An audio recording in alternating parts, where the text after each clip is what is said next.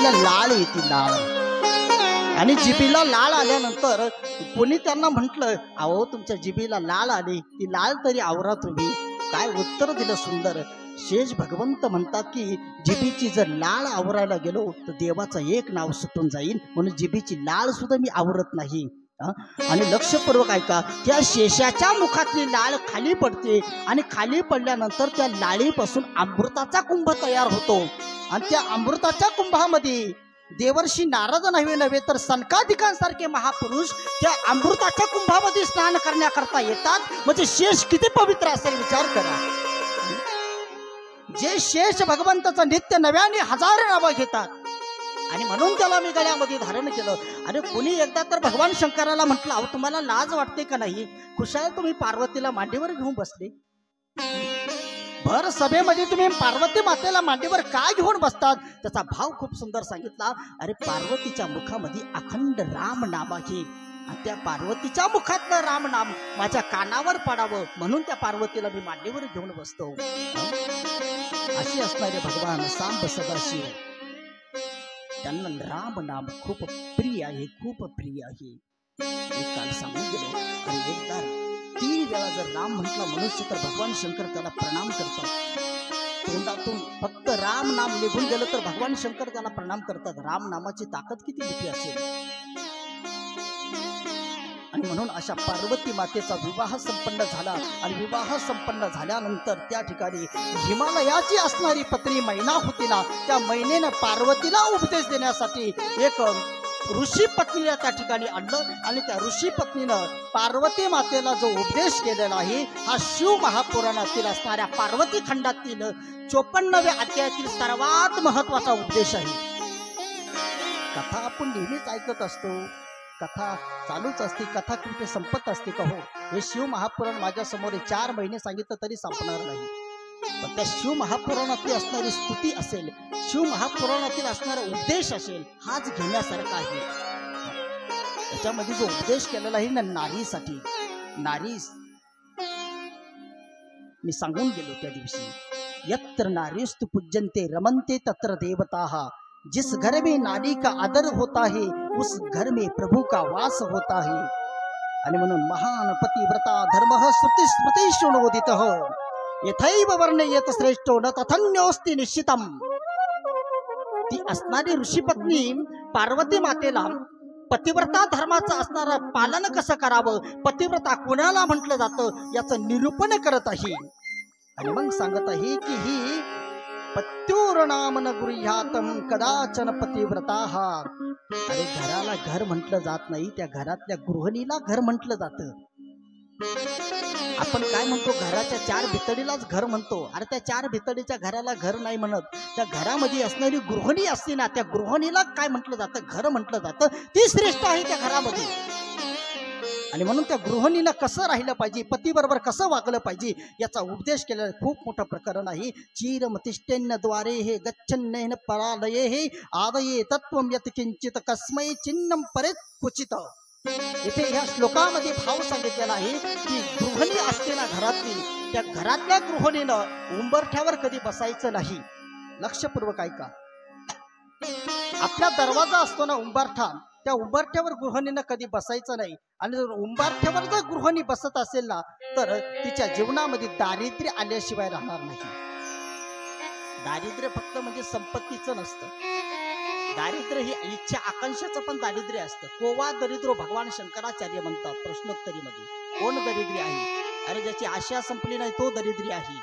आणि म्हणून इच्छाच्या यात्रेला गेलेला माणूस कधी जीवनामध्ये शांत होत नाही. इच्छाला शांत करा तेव्हा शांत होईल आपण. त्यागास शांती निरंतरम म्हटलेलं आहे. आणि म्हणून उंबरठ्यावर कधी बसायचं नाही स्त्रीनं. उंबरठ्यावर का बसायचं नाही त्याचा भाव इतका सुंदर सांगितला दीपकजी महाराज की उंबरठा ही नृसिंह देवाची जागा आहे. कारण हिरण्यकश्यपूच्या नावाच्या दैत्याला मारत असताना भगवंतांनी उंबरठ्यावर बसून हिरण्यकश्यपू मारला होता. आणि म्हणून ती जागा नृसिंह देवाची आहे. त्या उंबरठ्यावर बसू नका, पण उंबऱ्याला दिवा लावल्याशिवाय राहू नका. जीवनामध्ये धन ऐश्वर्य समृद्धीची प्राप्ती होईल म्हणून उंबरठ्याला दिवा लावला पाहिजे. आणि म्हणून घरातल्या गृहिणीनं उंबरठ्यावर बसायचं नाही. अनेक नियम सांगितलेले, अनेक नियम सांगितलेले. पुढे तर सांगत असताना इथपर्यंत सांगितलेलं आहे. सुखपूर्वम सुखासीनम रवमानम च यदृच्छया अंतरेषु स्वीकार्येषु पतिम नोत्थात पतच्चित्त. गृहिणीनं पतीच्या अगोदर भोजन करायचं नाही. लक्षपूर्वक ऐका. पती जर बाहेर कुठे गेलेला असेल मग हरकत नाही, पण पती घरात असताना जर गृहिणी जेवत असेल ना तर खूप मोठं पातक सांगितलेलं आहे शास्त्रकारांनी. याच्याही पुढे सांगितलेलं आहे की गृहिणी जर पतीच्या अगोदर जर जेवत असेल तर ती गृहिणी मृत्यू पावल्यानंतर ती सुकराच्या योनीला जाते, म्हणजे डुकराच्या योनीला जात असते. म्हणून नवऱ्याच्या आधी जेवायचं नाही. पण पती जर बाहेर गेलेला असेल अनावधानाने तर जेवण केलं तर हरकत नाही. आणि म्हणून पुरातन काळातल्या जुन्या असणाऱ्या महिला अजूनही वृद्ध महिला पती जेवल्याशिवाय जेवत नाही. आणि जी स्त्री पतीची निंदा करते, पतीला आरे तुरे बोलते, तू तुची भाषा वापरते, तिच्याबद्दल सांगितलेलं आहे तिला आसीपत्रव नावाचा नरक भेटतो. आसीपत्रव नावाचा. तिथे ते पत्र, ते झाडाचे पत्र असतात, ते पत्र तिला कापत राहतात, कारण नवऱ्याला आरे तुरेची भाषा वापरते का. आणि म्हणून तिथे दंड दिला जातो. आणि म्हणून सुखम पूर्व सुख असेल रममानम यदृच्छया हा खूप मोठा उपदेश केलेला आहे. महिन्यातून 5 दिवस असतात स्त्रीचे. 4 दिवस म्हणतो आपण त्याला, ते रजस्वला ऋतुधर्म त्याला आपण म्हणतो, मासिक धर्म. या मासिक धर्मामध्ये स्त्रीनं आपलं 3 दिवस का होईना नवऱ्याला तोंड दाखवायचं नाही असं वर्णन आलेलं आहे. पण आता दीपकजी महाराज परिस्थिती अशी झाली की त्या ऋतुधर्मातल्या स्त्रिया सुद्धा जेवण बनवतात आणि त्यांचं हातचं जेवण माणसं घरामध्ये करतात. त्याच्यासारखं मोठं पातक सांगितलं नाही शास्त्रामध्ये. कुंकुमम चैव सिंदूरम कज्जलाधिकम कृपासकम च तांबूलम मांगल्य भरणाधिकम. हा एक श्लोक महत्वाचा आहे म्हणून सांगतो. हळदी आणि कुंकू, हळद कुंकू हे आता हळदी कुंकूचा कार्यक्रम खूप चालू आहे. हळद आणि कुंकू, सौभाग्यवती स्त्री असते ना तिच्या मस्तकाला कुंकू असलं पाहिजे. कुंकू खूप महत्वाचं सांगितलं. लक्ष करून पाहिजे. पतिव्रता असेल असणारी स्त्री असेल ना त्या स्त्रीच्या मस्तकाला कुंकू हे खूप महत्वाचं आहे. आणि कुंकू हे सौभाग्याचं लेणं आहे. हरिद्रा कुंकुमम चैव सिंदूरम कज्जलाधिकम. हनुमंतरायाची कथा माहीत असेल. जानकी माता भांगामध्ये कुंकू भरत होती आणि हनुमंतरायाने विचारलं, आई साहेब तुम्ही काय करतात. म्हणे कुंकू भरता. का बरं. म्हणे देवाला खूप आवडतं. संपूर्ण अंगाला सिंदूर लावला हनुमंतरायाने. पण त्या कुंकूचा विधान सांगत असताना मलुपीठाधीश स्वामीजी महाराज सांगतात की ते कुंकू स्त्रीनं लावत असताना देशी गाईच्या तुपाला मध्ये वल्ल करून जर ते तूप लावलं, त्या तुपामध्ये जर ते कुंकू लावलं ना तर ते खूप श्रेष्ठ सांगितलेलं आहे. खूप श्रेष्ठ सांगितलेलं आहे. आणि म्हणून हरिद्रा कुंकुमम चैव सिंदूरम कज्जलाधिकम. पती उठण्याच्या अगोदर उठलं पाहिजे. अनेक नियम सांगितलेले आहे. आणि सर्वात मोठा असणारा धर्म सांगितलेला आहे स्त्रीचा लज्जा. लज्जा हा सर्वात मोठा दागिना आहे स्त्रीच्या जीवनातला.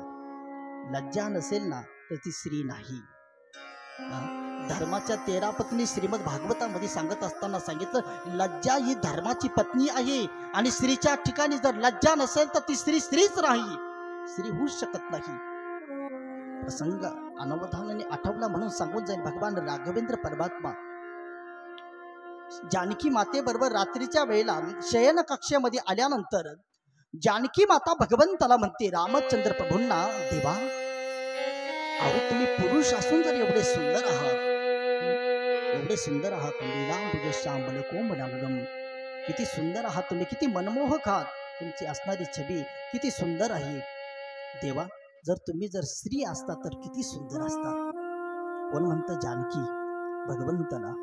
आणि मग जानकीच्या मनामध्ये अशी इच्छा निर्माण झाली की भगवान परमात्म्याने स्त्रीचा वेश परिधान करावा. आणि रामाला तिनं आग्रह केला, कोणी सीतेनं, माझा वेश परिधान करा. ही एकांतातली असणारी लीला आहे. आणि भगवान परमात्म्याला इतका आग्रह झाला जानकी मातेचा. आणि स्त्री हट्टापुढे भगवान परमात्म्याला काही बोलता आलं नाही. आणि म्हणून जानकीचा वेश भगवंताने परिधान केला, स्त्री वेश. परमात्मा एवढे सुंदर दिसत होते, इतके सुंदर होते. पण इकडे वशिष्ठ मुनी होते ना, आपल्या आश्रमामध्ये बसून भगवंताचं ध्यान करत होते. रात्रीच्या वेळेला साधू रात्रीच्या वेळेला जागा असतो, भगवंताचं ध्यान करत असतो. आणि वशिष्ठ मुनीनं ध्यान केलं. आणि वशिष्ठ मुनीचं ध्यान म्हणजे ते काय आपल्यासारखं ध्यान होतं का? त्यांची डायरेक्ट असणारी रेंज होती भगवंताबद्दल, बरोबर. जिथे परमात्मा आहे ना तीच रेंज त्यांना भेटायची आणि परमात्म्याची ती रेंज त्यांना भेटली. आणि भगवान परमात्म्याचं ते स्वरूप पाहिलं स्त्री वेशामध्ये. आश्चर्य वाटलं वशिष्ठ मुनीला. जानकीचा वेश भगवंतांनी परिधान केलेला होता. तसे ताडकन उठले वशिष्ठ मुनी आणि अयोध्या नगरीमध्ये आले. अयोध्या नगरीमध्ये एवढ्या रात्रीच्या वेळेला कसे आले वशिष्ठ मुनी? आणि त्या ठिकाणी लक्ष्मणजी महाराज उभे होते. लक्ष्मणजी महाराजांनी विचारलं, गुरुजी काय आज्ञा आहे? काही नाही बरे. आणि मग रामाच्या असणाऱ्या महलापर्यंत गेले आणि भगवान रामचंद्र प्रभू जानकी माता आपल्या असणाऱ्या शयन कक्षेमध्ये होते. वत्स रामभद्र आणि म्हणून हाक मारली. हा आवडता शब्द होता बरं का वशिष्ठ मुनीचा. वाल्मिकी रामायणामध्ये वर्णन आलेलं आहे. वत्स रामभद्र, रामभद्र म्हणायचे आणि दशरथजी महाराज राघव म्हणायचे भगवंताला. वत्स रामभद्र गुरुजींचा आवाज कानावर पडला आणि पलता भुई थोडी झाली भगवंताची. अरे अंगावर स्त्री वेश परिधान केलेला होता. पटापट स्त्रीचे वस्त्र बाजूला केले भगवंतानी आणि आपला वेश परिधान केला. गुरुजी दारावर आलेले आहे कारण मर्यादा पुरुषोत्तमाचा अवतार होता. आणि भगवान परमात्म्याने ताडकन गेले, पटकन दार उघडलं आणि गुरुदेवांना प्रणाम केला. गुरुदेवांना प्रणाम केल्यानंतर वशिष्ठ मुनीने नखशिकांत रामप्रभूंना पाहिलं आणि नखशिकांत पाहिल्यानंतर वशिष्ठ मुनी हसले आणि हसून काही नाही वत्स, काही नाही रामभद्र, आराम कर. वशिष्ठ मुनी तसेच निघून गेले. आणि निघून गेल्यानंतर दार बंद केल्यानंतर मात्र भगवंताने विचार केला, अरे वशिष्ठ मुनी हसले का असतील? कारण मोठी माणसं विनाकारण कधी हसत नसतात. लक्षपूर्वक ऐका. आणि जे विनाकारण हसतात ते मूर्ख सांगितले शास्त्रामध्ये. मला तिकडे जायचं नाही. आणि म्हणून वशिष्ठ मुनी का हसले असतील भगवंताला प्रश्न पडला. आणि परमात्मा आरशाच्या समोर गेले आणि आरशाच्या समोर भगवंताने नखशिकांत आपल्याला पाहिलं. संपूर्ण वेश बदललेला होता पण भांगामध्ये मात्र कुंकू घातलेलं होतं देवाने. ते कुंकू तसंच राहिलेलं होतं आणि ते कुंकू वशिष्ठ मुनीने पाहिलं होतं म्हणून हसले होते. देवाला एवढी लाज वाटली. मी सांगतो रामो विग्रवान धर्म. भगवंताला एवढी लाज वाटली आणि परमात्म्याने दारच बंद उघडलं नाही. दुसऱ्या दिवशी सकाळी दारच उघडाना भगवान परमात्मा, दारच उघडीना. आणि मग वशिष्ठ मुनीपर्यंत बातमी गेली. वशिष्ठ मुनी आले. वशिष्ठ मुनीने हाक मारली, वत्स रामभद्र दार उघड. रामभद्र म्हटल्या गुरुजींचा आवाज ऐकल्यानंतर रामाने दार उघडलं. दार उघडल्या फक्त दोनच शब्द बोलले, काळजी करू नको, मी कोणालाच सांगणार नाही. एवढंच बोलले फक्त. आणि वशिष्ठ मुनी निघून गेले. मला सांगायचं की धर्माची पत्नी लज्जा आहे. लाज ही धर्माची असणारी पत्नी आहे. आणि स्त्रीचा सर्वात मोठा दागिना जर असेल तर लज्जा हा दागिना आहे. खूप महत्त्व सांगितलेली आहे. आणि मग पतिव्रता धर्माचं पालन कसं करावं या सर्व गोष्टींचं चिंतन मांडलं. आणि नंतर मग पालखीमध्ये पार्वती मातेला बसवलं आणि निघाली. पालखी कैलासाकडे निघाली. कैलास पर्वताकडे निघाल्यानंतर जो हिमवंत होता ना, पर्वतराज त्याला म्हटलं जातं, आयुष्यात कधी रडला नाही पण आज आपल्या एकुलत्या एक मुलीला वाटा लावताना हिमालय मात्र ढसा ढसा रडायला लागला. अरे आपल्या हिमालयाचेच असणारे खांब होते ना, त्या खांबाला आवळून हिमवंत रडायला लागले. आणि मैना समजावून सांगत आहे हिमवंताला, अहो काय रडता तुम्ही? स्त्रीसारखं ढसा ढसा रडू राहिले. अरे माझी असणारी कन्या मी आज वाटा लावत आहे. आयुष्यात कधी मी रडलो नाही रे, आयुष्यात कधी रडलो नाही. बाप कधी आयुष्यामध्ये रडत नाही पण ज्या वेळेला आपली कन्या वाटा लावतो ना त्यावेळेला बाप रडल्याशिवाय राहत नाही. मला महाभारतातला तो प्रसंग आठवतो, कण्व ऋषीचा आणि शकुंतलेचा. ज्या वेळेला कण्वाला शकुंतला सापडलेली होती, लहानची मुठी केली शकुंतला. आणि शकुंतला मुठी झाल्यानंतर राजा आला. एक क्षत्रिय राजाबरोबर तिचा विवाह झाला. आणि राजा ज्या वेळेला रथामध्ये घेऊन निघाला, ज्या कण्वाचा त्या शकुंतलेबरोबर काही संबंध नव्हता पण तो कण्व ऋषी होताना झाडाला धरून आवळून रडत होता ढसा ढसा. अरे वृक्षांना आवळायचा आणि रडायचा, हे शकुंतले, अरे हे शकुंतले मला कशी सोडून चालली रे? अरे माझी काठी तू होती, माझं जीवन तू होते रे शकुंतले. आणि म्हणून कण्व ऋषी रडत होते. तशीच अवस्था आज या हिमवंताची झाली. आणि हिमवंत ढसा ढसा रडत होता आपल्या कन्येसाठी. समजावून सांगितलं ब्रह्मदेवजी महाराजांनी, देवर्षी नारदांनी, काळजी करू नका. अरे ती पराया घरी नाही चालली, खूप लांब नाही, भगवान शंकराच्या घरी जगतपिता असणारा परब्रह्म परमात्मा ही भगवान शिव, काळजी करू नका. आणि मग समजावून सांगितलं हिमबाणाला आणि महिलेला. आणि मग त्यावेळेला ती असणारी पालखी संपूर्ण असणारी वरात कैलास पर्वतावर आली. आणि कैलास पर्वतावर आल्यानंतर मग सज्जनो, भगवान शंकर आणि पार्वती त्यांच्या विहाराचं वर्णन केलेलं आहे. वंदे वंदततुष्टतमानत समित प्रेम प्रियं प्रमदं पूर्णं पूर्णकरं पूर्णतर्हि निखलेर ऐश्वर्यवासं शिवम. त्या भगवान सांब सदाशिवांचं वर्णन केलं. आणि या ठिकाणी पार्वती नावाचा खंड संपन्न होतो आणि कुमार खंडाला सुरुवात होती. 2च मिनिटं भजन आणि लगेच कार्तिकीचा जन्म आणि गणपतीचाही जन्म आपण करून टाकू.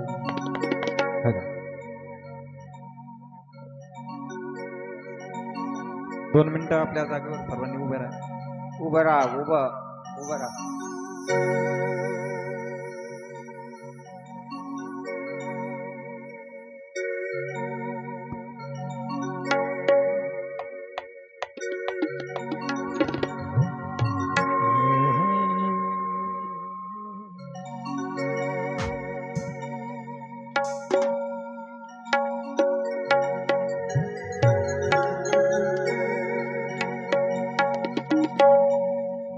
राधे राधे हो राधे राधे राधे राधे हो राधे राधे राधे राधे हो राधे राधे राधे राधे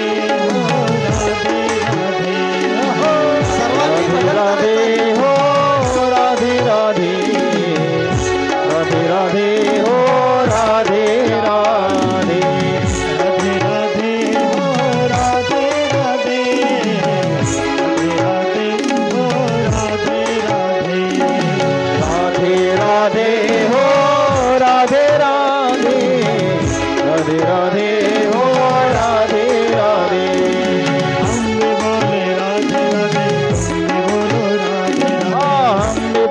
राधे राधे. तुम भी बोलो राधे राधे, हम भी बोलो राधे राधे, तुम भी बोलो राधे राधे, हम भी बोलो राधे राधे, तुम भी बोलो राधे राधे. हम सब ये मिलकर ये सारे बोलो राधे राधे राधे राधे राधे राधे राधे राधे हो राधे राधे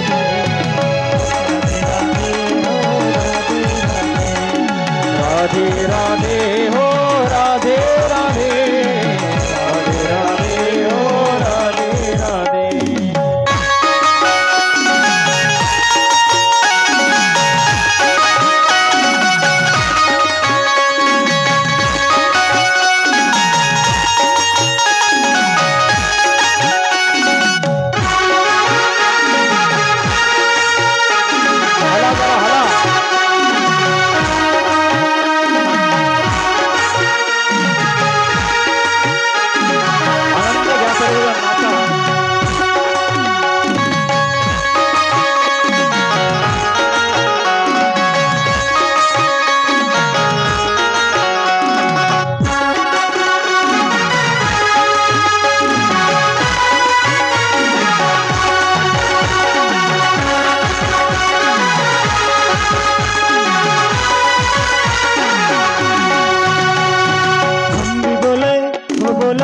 हो बोले राधे राधे, तुम भी बोले हो बोले राधे राधे, हम भी बोले हो बोले राधे राधे, तुम भी बोले हो बोले राधे राधे राधे राधे हो राधे राधे राधे राधे हो राधे राधे राधे राधे हो राधे राधे.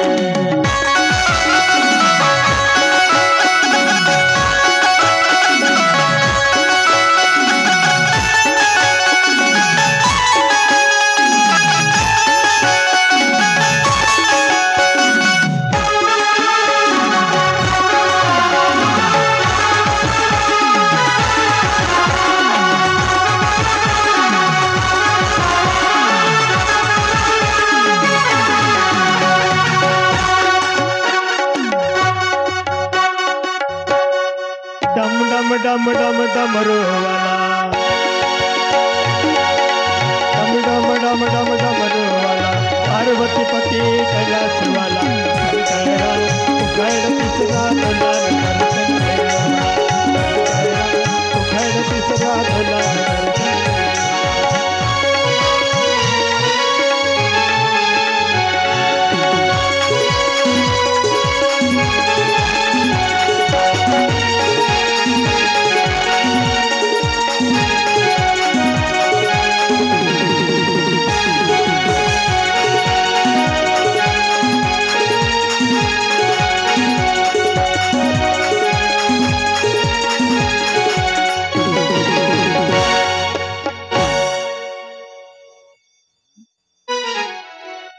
बसा बसा बोलिए श्री गौरी शंकर भगवान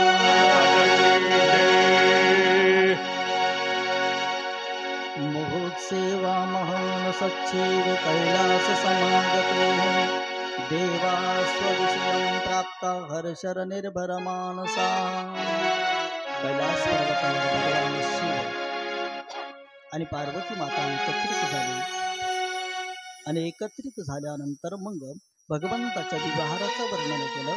पार्वतीला उपदेश केला. रामकथा, शिवकथा, भगवान सदाशिवांनी श्रीमद भागवत कथा असेल सर्व असणाऱ्या कथांचं रसपान पार्वतीला केलं आणि भगवान शिव पार्वती बरोबर विहार करता करता एवढे रममान झाले. पण इकडे तारकासूर नावाचा दैत्य होता ना, हा खूप मातलेला होता. देवांना त्यांनी सळो पळो केलेलं होतं, कारण त्यांनी वरदान मागून घेतलेलं होतं ब्रह्मदेवाकडून. मला मरण द्यायचं असेल तर भगवान शंकराच्या पुत्रापासून मरण द्या. त्याला माहित होतं भगवान शंकर लग्न करणार नाही असं त्याला वाटत होतं. आणि मग सर्व देव एकत्रित झाले आणि एकत्रित झालेले सर्व देव ब्रह्मदेवजी महाराजांजवळ गेले. ब्रह्मदेवजी महाराजांना विनंती केली, महाराज भगवान शंकर आणि पार्वती विवाहामध्ये आहे. किती दिवस झाले विहार चालू आहे, परंतु अजूनही आम्ही ऐकलं नाही की भगवान शंकरांना एखादी संतती झाली म्हणून. आणि म्हणून यांच्या संततीकूनच या ठिकाणी तारकासुराचा वध आहे, विनंती करा. आणि मग ब्रह्मदेवजी महाराज त्या ठिकाणी गेले. नमामि शमिशान निर्वाण रूपम विभुम व्यापकम ब्रह्मस्वरूपम निजम निर्गुणम निर्विकल्पम निरीहम चिदाकाशम आकाशवासम भजेहम निराकार ओंकार मूलम तुरीयम गिराज्ञान गोतीतमेशम मिश्यम करालम महाकाल कालम कृपालम गुणागार संसार पारम नतोहम तुषाराद्रि संकाश गौरंग गभीरम मनोभूत कोटी श्री प्रभा शरीरम स्फुरमौली कल्लोलेनी चारत गंगा लसत भालु बालेंदु कंठे भुजंगा असे असणारे ब्रह्मदेवाने भगवान शंकराची स्तुती केली. ब्रह्मा मुरारी सुरचित लिंगम निर्मल भाषित शोभित लिंगम अशी नागेंद्रहाराय त्रिलोचनाय भस्मांगरागाय महेश्वराय नित्याशिदाय दिगंबराय तस्मै नकाराय नमः शिवाय. सुंदर अशा प्रकारे स्तुती केली. भगवान शिव बाहेर आले. विहारातून बाहेर आल्यामुळे नेमकं गंमत काय झाली, भगवान शंकराला ब्रह्मदेवजी महाराजांनी विनंती केली, महाराज सर्व देव या ठिकाणी घाबरलेले आहे. सर्व देवांना वाटतं की तुमच्यापासून संतती व्हावी आणि तो काळ नेमका तोच होता. भगवान शंकर बाहेर आले. पार्वतीचा आणि भगवान शंकराचा वियोग झाला आणि वियोग झाल्यामुळे प्रेम विवल झालेल्या असणाऱ्या भगवान शंकराचा असणारं तेज होतं ना, शिव तेज त्या ठिकाणी सज्जन पृथ्वीवर पडलं. आणि पृथ्वीवर पडल्यानंतर जे तेज पार्वतीनं घ्यायला पाहिजे होतं ना, पार्वतीचा अधिकार होता, ते तेज मात्र पार्वतीला भेटलं नाही आणि ते तेज मात्र पृथ्वीवर आलं. आणि पृथ्वीवर आल्यानंतर भगवान शंकराने सांगितलं, समर्थ कोणी असेल ना त्यांनी हे माझं तेज धारण करावं. आणि मग सर्व देवामध्ये विचार झाला, हे तेज धारण कोणी करायचं, कारण या तेजामध्ये खूप मोठी शक्ती होती. संपूर्ण पृथ्वीला जाळून टाकीन. पृथ्वीमध्ये सहनशीलता नव्हती. पृथ्वी कापायला लागली आणि कापायला लागल्यानंतर मग अग्निदेवाने कबुतराचं रूप घेतलं आणि अग्निदेव कबुतराच्या रूपामध्ये त्या ठिकाणी आले.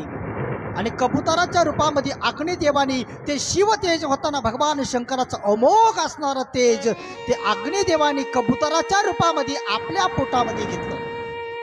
आणि पोटामध्ये घेतल्यानंतर मात्र अग्निदेवाच्या शरीरामध्ये दहा निर्माण झाला. अग्नी घाबरून गेला आणि घाबरलेल्या अग्नीनं विचार केला, आता करायचं काय. पण त्यावेळेला सर्व देवांच्या शरीरामध्ये दहा निर्माण झाला. हे हरे हे हे विदे देवा सर्वे शृणुता मदवचः. सर्व देव घाबरले. भगवान शंकरांजवळ आले. हे सदाशिव, हे सांब सदाशिव, हे भोलेनाथ, आम्ही प्रार्थना करतो, आम्हाला वाचवा, आमच्या अंगामध्ये दहा निर्माण झाला. आणि मग भगवान शंकराने अग्निदेवाला सांगितलं, अरे बाबा हे तुझ्या अंगातलं तेज आहे ना, हे एखाद्या सत्वशील असणाऱ्या स्त्रीच्या शरीरामध्ये सोड. अग्निदेव विचार करायला लागला, कुठे सापडणार आपल्याला पतिव्रता सती असणारी महान पतिव्रता कुठे सापडणार आहे आणि कोण हे तेज घेणार आहे. अग्नीला प्रश्न पडला. अग्नीच्या देहामध्ये आल्यामुळे सर्व देवांना त्रास झाला. त्याचं कारण काय होतं? अग्नी जो आहे ना, अग्नीच्या द्वारे सर्व देवांचं पोट भरत असतं. अग्नीमध्ये आहुती दिली की देवांचं पोट भरतं. म्हणजे अग्नी हा सर्व देवांचं काय आहे? मूक आहे. मूक आहे अग्नी, सर्व देवांचं मूक आहे. आणि म्हणून अग्निदेवाने काय केलं, ते तेज होतं ना, देवांनी तर वकलं आणि वकून त्याचा एक पर्वत तयार झाला. आणि अग्निदेवाने ते तेज गंगेच्या पाण्यामध्ये सोडण्याचा प्रयत्न केला. आणि पण त्या ठिकाणी सप्तर्षींच्या असणाऱ्या पत्नी होत्या ना, त्या स्नानासाठी आलेल्या होत्या. माघ महिना होता आणि खूप थंडी पडलेली होती. असा हाच माघ महिना आणि थंडी पडलेली होती. आणि म्हणून त्या कृतिका घाबरून गेलेल्या होत्या. आणि मग त्या असणाऱ्या कृतिका घाबरल्या आणि घाबरलेल्या कृतिकाने विचार केला, अग्नी दिसतो, आपण त्या ठिकाणी गरम होण्यासाठी जाऊ. म्हणून गरम होण्यासाठी गेले. अग्निदेवाने त्यांच्या शरीरामध्ये ते असणारं भगवान शंकराचं तेज सोडलं. आणि मग सज्जनो, त्या असणाऱ्या ज्या 6 होत्या ना, त्यांच्या अंगामध्ये 10 निर्माण झाला. त्यांनी विचार केला, हे तेज आपल्या शरीरामध्ये कसलं आलं. आणि म्हणून त्यांनी ते तेज आहे ना, त्या कृतिकाने गंगेच्या पाण्यामध्ये सोडलं. आणि गंगेच्या पाण्यामध्ये तेज सोडल्यानंतर गंगाही कापायला लागली. गंगाही भगवान शंकराच्या तेजाला धारण करू शकली नाही. आणि मग गंगेने काय केलं, एक वन होतं, त्या वनामध्ये ती गंगा आली आणि त्या वनामध्ये ते असणारं तेज त्या असणाऱ्या गंगेने काय केलं, प्रवाहित केलं. आणि प्रवाहित केल्यानंतर सज्जनो, तेच तेज आणि त्या तेजातून भगवान श्री स्कंदाचा म्हणजे कार्तिक स्वामीचा अवतार झाला. बोलिये श्री कार्तिक भगवान. त्यांना कार्तिक का म्हटलं गेलं, स्कंद का म्हटलं गेलं, तर सज्जनो, स्कंदाच्या असणाऱ्या त्या वनामध्ये त्यांचा जन्म झाला म्हणून त्यांचं नाव स्कंद पडलं. आणि त्या कृतिका होत्या ना, 6 कृतिका, त्या 6 कृतिकांनी स्तनपान केलं कार्तिक भगवंताला. आणि म्हणून ते असणारे कार्तिक भगवान होते ना, त्यांचं नाव स्कंद होतं, पण ते कार्तिक नाव पडलं. त्याचं कारण होतं, कृतिकांनी त्यांना दूध पाजलं, आपल्या घरी आणलं. अग्निदेवांनी त्या असणाऱ्या कार्तिक भगवंताची भेट घेतली, स्कंद भगवंताची. आणि मग त्यावेळेला सज्जनो, भगवान शंकरांपर्यंत बातमी गेली. आणि मग कार्तिक महाराजांना बोलावण्यात आलं. आणि मग ते कार्तिक स्वामी भगवान शंकराच्या कैलास पर्वतावर आले. खूप मोठा भाग आहे, तो खूप मोठा विषय आहे.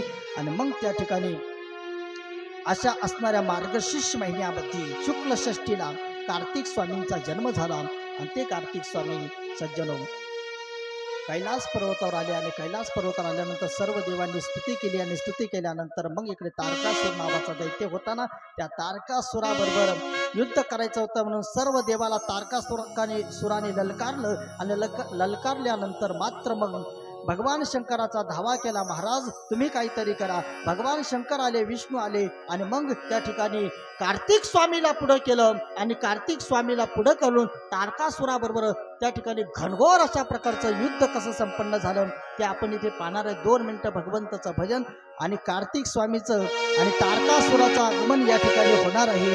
आणि या ठिकाणी घनघोर अशा प्रकारचं त्यांचं युद्ध कसं झालं त्याचं आपण चिंतन या ठिकाणी मांडणार आहे.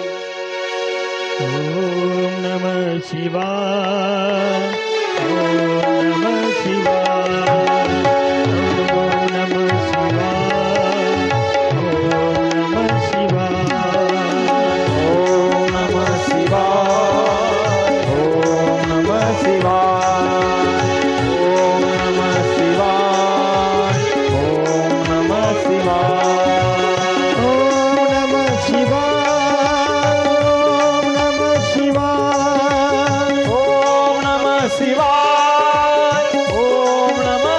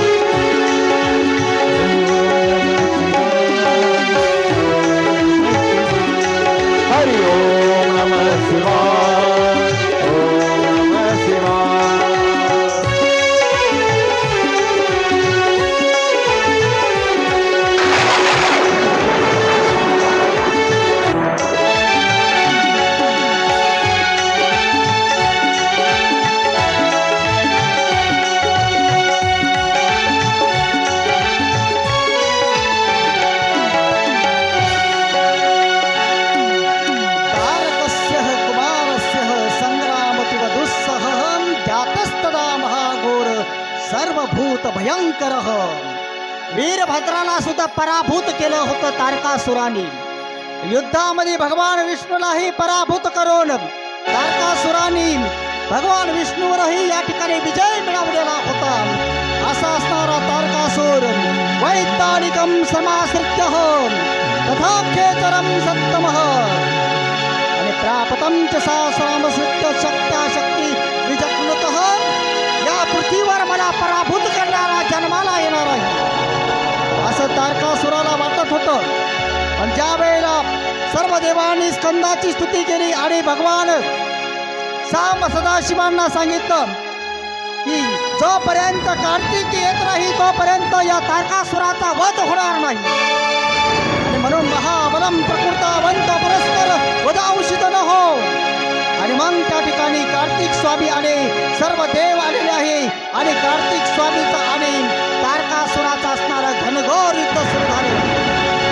आणि मग कार्तिक स्वामी युद्ध सुरू झालं. कार्तिक स्वामीला म्हणत आहे, हे वत्स, अरे हे बालक, अरे माझ्या संग विष्णू ब्रह्मदेवासारखे इंद्राधिक परास्त झालेले आहे. पण तारकासुराला त्या ठिकाणी कार्तिक स्वामीने पाडलं आणि वध केला. बोलिये कार्तिक भगवान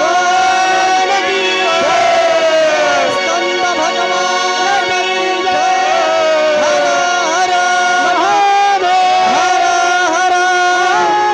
हर हर. जिकडे तिकडे आनंदच आनंद झाला. सत्यात जगानाथ कुमारस तारकासुरम तेजस्साचे शंकरस्य लोकक्लेश शंकरम तम.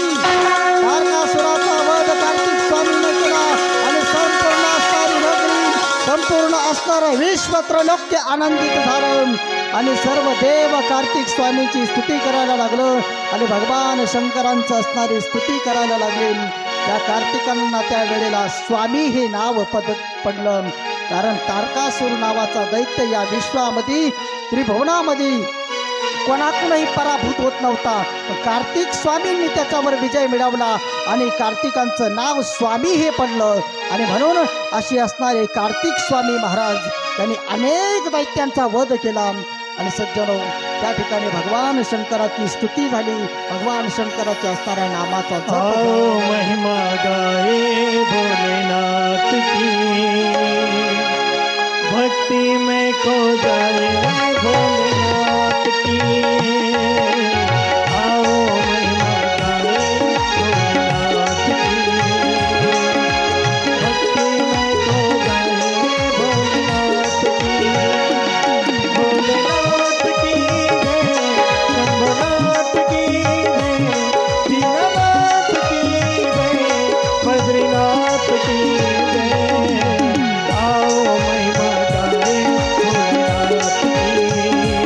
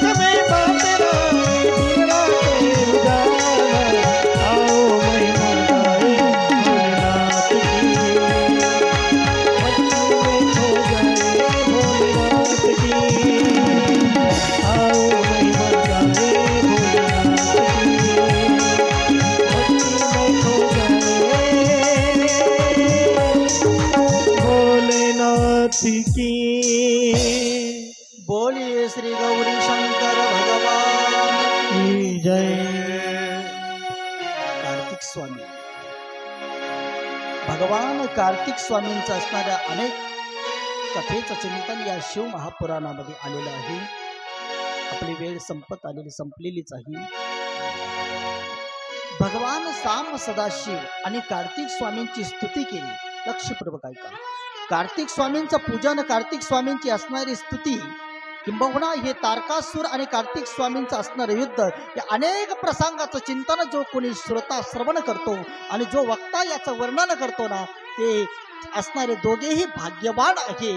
आदरणीय श्री सुतजी महाराज सांगत आहे आणि ब्रह्मदेवजी देवर्षी नारदांना ही कथा सांगत आहे. अहो, कार्तिक स्वामींचा अधिकार एवढा मोठा होता महाराज, कारण कार्तिक स्वामी एवढे भाग्यवान होते. 6 कृतिका, सप्तर्षीच्या असणाऱ्या 6 ऋषींच्या असणाऱ्या पत्नी त्या त्यांच्या आई बनल्या.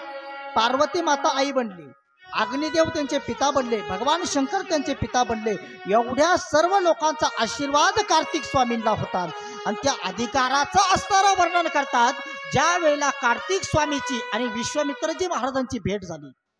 आणि विश्वामित्राची भेट झाल्यानंतर मग कार्तिक स्वामी विश्वामित्रजी महाराजांना म्हणतात, महाराज मला माझा असणारा जानवी संस्कार करा, नामकरण विधी करा. आणि मग विश्वामित्रजी महाराज हसायला लागले. महाराज, अहो कार्तिक, मला अधिकार नाही. का बरं तुम्हाला अधिकार नाही? मी ब्रह्मर्षी नाही, मी ब्राह्मण नाही. लक्षपूर्वक ऐका. ज्या विश्वामित्रजी महाराजांनी ब्रह्मर्षी पद मिळवण्यासाठी त्या वशिष्ठ मुनीबरोबर युद्ध केलं, नवे तर वशिष्ठ मुनींची असणारी संतती मारून टाकली. कशासाठी? ब्रह्मपद मिळवण्यासाठी. पण त्या कार्तिक स्वामीने आशीर्वाद दिला कोणाला? विश्वामित्राला, की जा मी तुम्हाला आशीर्वाद देतो. म्हणजे किती मोठा अधिकार असेल विश्वामित्रजी महाराजांना. ज्या विश्वामित्रजी महाराजांनी प्रतिसृष्टी निर्माण केली होती, अशा विश्वामित्रांना सुद्धा आशीर्वाद देण्याची ताकद कार्तिक स्वामीमध्ये होती. आणि कार्तिक स्वामीने विश्वामित्राला सांगितलं, जा तुम्ही ब्रह्मर्षी बनाल, माझा आशीर्वाद आहे, मी तुम्हाला सांगतो, माझी वाणी खोटी होणार नाही. आणि ते विश्वामित्रजी महाराज या संपूर्ण विश्वामध्ये, संपूर्ण ब्रह्मांडामध्ये त्यांना ब्रह्मर्षी पदवी प्राप्त झाली. ब्रह्मर्षी पदवी हा कार्तिक स्वामीचा असणारा अधिकार आहे. आणि म्हणून त्या साम सदाशिवांच्या असणाऱ्या चरित्राचा एक वेळेचा प्रसंग, पार्वती आणि भगवान शंकर बसलेले होते आणि पार्वती मातेला भगवान शंकर उपदेश करत आहे. हे पार्वती ऐक, उमा कहू मै अनुभव आपणा, हरी भजन बिना जगत यह सपना. काय सुंदर उपदेश केला. भगवान शिव पार्वतीला म्हणतात की पार्वती ऐक, या जगामध्ये जर दृष्टी टाकली तर सर्व नाशिवंत आहे. खरं काय आहे? तर खरं फक्त भगवंताचं नाम आहे. नामाव्यतिरिक्त काही खरं नाही. तव कथामृतम तप्त जीवनम कवी भिरंगितम कल्मशापहम श्रवण मंगलम श्री मदाततम भुवी गृह्णन्ति ते भुरिदा जनाः. गोपी गीतामध्ये त्या गोपिका वर्णन करतात, हे गोविंद तुमची कथा सोडली ना, या जगामध्ये खरं काहीच नाही, खरं काहीच नाही. लक्षपूर्वक ऐका.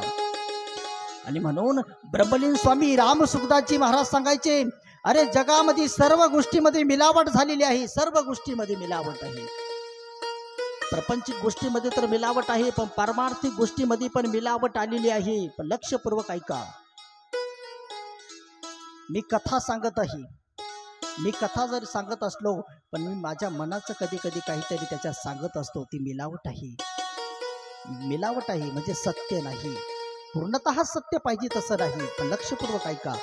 भगवंताचं नाम असं आहे, त्या नामामध्ये कोणीच मिलावट करू शकलं नाही आजपर्यंत. मला प्रश्न विचारायचा आहे. कथेमध्ये काहीतरी घालता येतं, काहीतरी बोलता येतं, पण मला विचारायचं, राम या नामामध्ये काहीतरी घालता येईल का आपल्याला? कृष्ण या नामामध्ये काही घालता येईल का? विठ्ठल या नामामध्ये काही घालता येईल का? काहीच घालता येणार नाही. जगामध्ये सर्व गोष्टीमध्ये मिक्स होऊ शकतं काही ना काही, पण भगवंताच्या नामामध्ये काहीच मिलावट करता येत नाही. आणि म्हणून उमा कहू मै अनुभव आपणा, हरी भजन बिना जगत यह सपना. जगामध्ये भगवंताच्या नामाशिवाय काही सत्य नाही उमे, काही सत्य नाही. आणि म्हणून सुलभम भगवन नाम जिव्हाच वशवर्तिनी तथापि नरकम यान्ति आश्चर्यम मत्परम. देवर्षी नारदांना कोणी विचारलं, महाराज जगातलं सर्वात मोठं आश्चर्य सांगा. त्यावेळेला देवर्षी नारद सांगायला लागले, जगातलं सर्वात मोठं आश्चर्य सांगतो, सुलभम भगवन नाम. देवाचं नाव एवढं सोपं आहे. जीभ नावाचं इंद्रिय आमच्या ताब्यात आहे, तरी माणसं नरकात चालले, हे जगातलं सर्वात मोठं आश्चर्य आहे. तथापि नरकम यांती आश्चर्य मत्परम. आणि म्हणून उमे जगाच्या पाठीवर भगवंताच्या नामापेक्षा श्रेष्ठ काही नाही. आणि म्हणून त्या काशी नगरीमध्ये अरे वेश्या जरी मेली, मुंगी जीव पतंग कीट पतंग जरी मेला, तरी भगवान परमात्मा म्हणतात त्याच्या कानामध्ये जाऊन मी राम नामाचा उच्चार करतो आणि त्याला सद्गती देत असतो. आणि म्हणून संसारातलं खरं बोलणं सुद्धा खोटं असतं, मी सांगून गेलो. अलमतो विषयम वार्ता राधा सुधा निधीमध्ये वर्णन आलेलं आहे. आणि म्हणून उमे जगामध्ये काय खरं असेल तर भगवंताची भक्ती, भगवंताचं नाम. या व्यतिरिक्त सर्व काही दिसतं ते खोटं आहे, खोटं आहे, सर्व खोटं आहे. आणि म्हणून भगवंताचं नाम घ्या. आता लक्षपूर्वक ऐका. या कार्तिक स्वामींना गरुडजी महाराज आहे ना, या गरुडजी महाराजांनी स्वतःचा मुलगा दान केला. काय नाव आहे गरुडाच्या मुलाचं? मयूर. मयूर हे गरुडाच्या मुलाचं नाव आहे. आणि मयूराचं वाहन कार्तिक स्वामींना दिलं. कोणी दिलं? गरुडाने दिलं. आता गरुडाचा भाऊ होता अरुण, त्याचं नाव अरुण. या अरुणाने त्या कार्तिक स्वामीला दुसरं एक वाहन दिलं, त्याचं नाव आहे ताम्र मुर्गा. काय नाव आहे? मुर्गा. मुर्गा कोंबड्याला म्हटलं जातं. असं हे कार्तिक स्वामीचं दुसरं वाहन आहे. पहिलं वाहन आहे मयूर आणि दुसरं आहे मुर्गा, म्हणजे ताम्र मुर्गा म्हणजे कोंबडा हे कार्तिक स्वामीचं वाहन आहे. आणि मयूर ही कार्तिक स्वामीचं वाहन आहे. प्रत्येकाने काही ना काही दिलं. पण भगवान शंकराजवळ कार्तिक स्वामीने काय मागितलं मला ते तुम्हाला सांगायचं आहे. इतकं मार्मिक मागितलं. कार्तिक स्वामीला ज्या वेळेला भगवान शंकर प्रसन्न झाले, पिताश्री सर्व देवांनी मला सर्वांनी काही ना काही दिलं, पण तुम्ही काहीतरी दिलं पाहिजे. आणि मग त्यावेळेला भगवान सांब सदाशिवांनी कार्तिकला विचारलं, मी तुला काय देऊ? कार्तिकनं काय मागितलं? लक्षपूर्वक ऐका. कार्तिक म्हणतात की तुमच्याजवळ राम नाम आहे आणि राम नामाची दीक्षा मला तुम्ही द्या. देवाला सर्वात जास्त आवडणारं देवाचं भगवंताचं नाम आहे आणि त्या राम नामाची दीक्षा कार्तिक स्वामीला दिली. कोणी? भगवान शंकरांनी. आणि सांगितलं आजपासून या राम नामाचा जप करत जा. राजा राम राम राम सीता राम राम राम राजा राम राम राम सीता राम राम. हो राजा राम राम सीता राम राम राम राजा राम राम राम सीता राम राम. हो राजा राम राम राम राम राम राम सीता राम राम राम राजा राम राम सीता राम राम. राजा राम राम राम सीता राम राम राम राजा राम राम राम राम राम राम सीता राम राम राम. राजा राम राम राम सीता राम राम राम राजा राम राम राम सीता राम राम राम. राजा राम राम राम सीता राम राम राम राजा राम राम राम सीता राम राम राम. राजा राम राम राम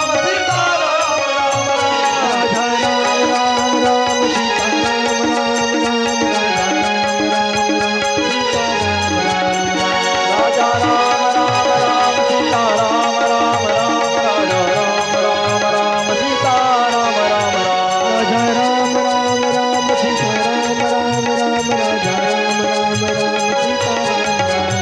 राजा राम राम राम सीता राम राम राम राजा राम राम राम सीता.